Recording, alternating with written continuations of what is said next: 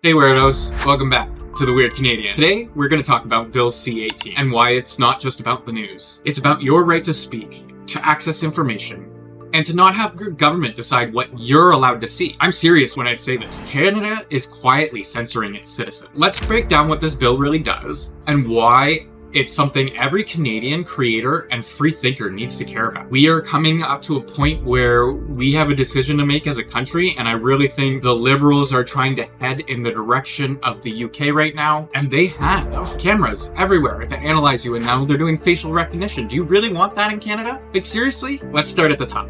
Bill C18, officially called the Online News Act. It became law in 2023, and it was designated to force the tech giants like Meta and Google, to pay Canadian news outlets when they host or link news content. Let me just bring that back. So what it does is essentially enforce these tech industries to pay when I or you decide to share a news article from a news source in Canada. Sounds innocent enough, right? Like, you want to pay the creators of that content. And then what actually happened next was Meta and Google just decided, like a profit-driven company that they are, that they just stopped linking news articles entirely from Canada. Like, why would they try and pay people when they could just say, okay, we're not going to do it anymore? If I was a company, I would, like, where's my incentive in that, right? It's better to just drop it. Now you're like, well, these are big giants, they can include to pay it. Well, yeah, but they're also driven by shareholders. So their decisions aren't their own. They get pulled around by forces that they can't control either. Everybody wants to make these companies out to be like big bad guys, and yes, they are bad guys. But when you boil the things down, all it comes down to is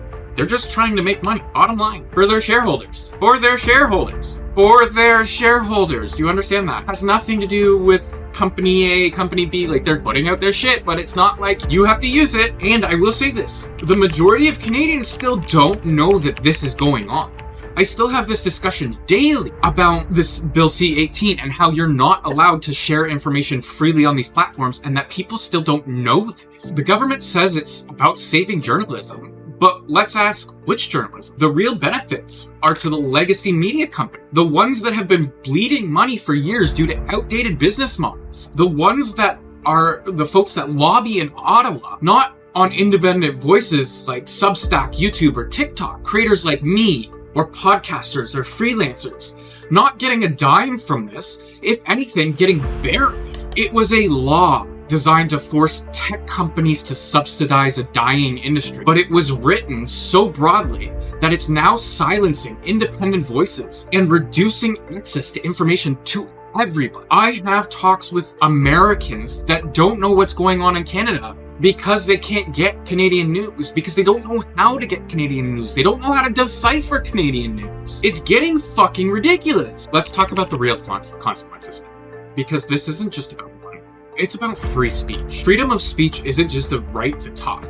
It's the right to hear different ideas, to access information, and to decide for yourself what to believe. These platforms serve as our new domain for public discourse. If we cannot discuss as humans and as Canadians on these platforms about news topics to everybody, like, this is about accessibility to everybody. Not everybody's on TikTok. Not everybody's on RedNote. Not everybody's on these fringe social networks that everybody wants to move to because they're better at hosting these things and being more free speech oriented. People are still, a big majority of them are still on the legacy platforms, and you can't just deny their existence. Bill C18 was created as in an environment where platforms are choosing to block free speech instead of paying for it. I completely understand why. And here's the scariest part. We've normalized the idea that the government can dictate what we're allowed to see online. You might think, well, I don't read the news anymore anyways. But what happens when they expand this? What happens when your favorite indie news podcast or commentary YouTube channel gets caught in the crossfire? Look at Mark for the North. His TikTok got banned after God knows what. Nobody told anybody about it. And look at Dylan Page out in Europe. His TikTok got banned too for sharing news, and nobody really knows why. It's becoming scary dystopian. Let's be real. This sets precedent, a dangerous one. Because once the government learns it can control these tech platforms through legislation, what's stopping them from doing it again? Only next time, it's not about the news. It's about misinformation, or about hate speech, or anything else they want to label inconvenient. I can guarantee you that the liberals going and saying they want to do this online speech bill like they have in the UK, I am telling you right now, it exists. This online speech bill that the Canadian government, the liberal government, is planning on enacting or trying to enact in our government in this next term, cannot make that more clear. It is currently being done in the UK. Kids are being jailed for what they say online, for posting shit on Facebook and just being kids. So do you really want that in Canada? I really need you to understand that this is just the start. Now, let's zoom in on how this affects people like me. Creators who analyze the news, comment on politics, challenge narratives, are getting throttled, buried by the algorithm, or demonetized. Because when platforms block links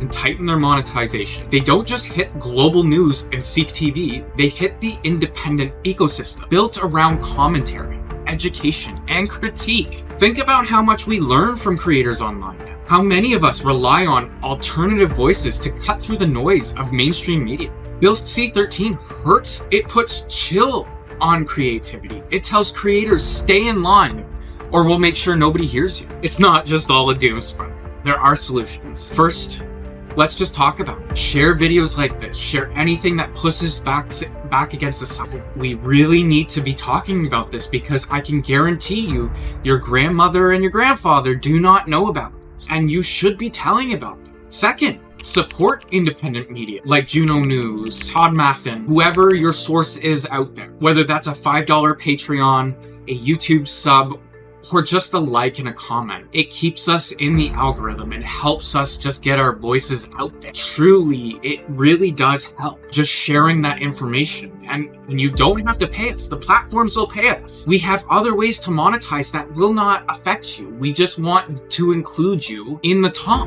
We can't change the narrative if you don't engage with us. And third, we need to push for smarter policies. Regulating tech isn't inherently bad, but it needs to be clear, balanced, and built with creators at the table. We need to have an understanding across the board that a blanket does not help the system. A blanket just quiets the voices on the fringe. And the voices on the fringe are not always the enemy. And finally, vote.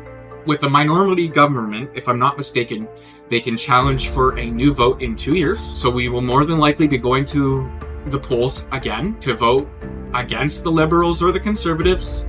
Again, this time, make sure you're informed about what's going on because it will not be a snap election. We will know who is running things. We will have seen what has gone on. So other things you can do, ask your MP where they stand on Bill C18, make it an issue because it is one. I'd just like to hear your comments. I know there's a lot of hate on the other side because everybody thinks it's like defund CBC. It's shining a light on the government gives billions of dollars to CBC, which is not a transparent transaction. So it goes to CBC, and did you see what happened in the past? If I'm not mistaken, they gutted either 1,600 or 16,000 jobs, and then the C-suite decided to take bonuses off of the taxpayer dollars. So who's the government paying when they pay the CBC for journalism? Is it paying the journalists or is it paying the C-suite? So if you take anything away from this video, let it be this. Free speech isn't just a right, it's a responsibility. And it starts with knowing what's being taken away,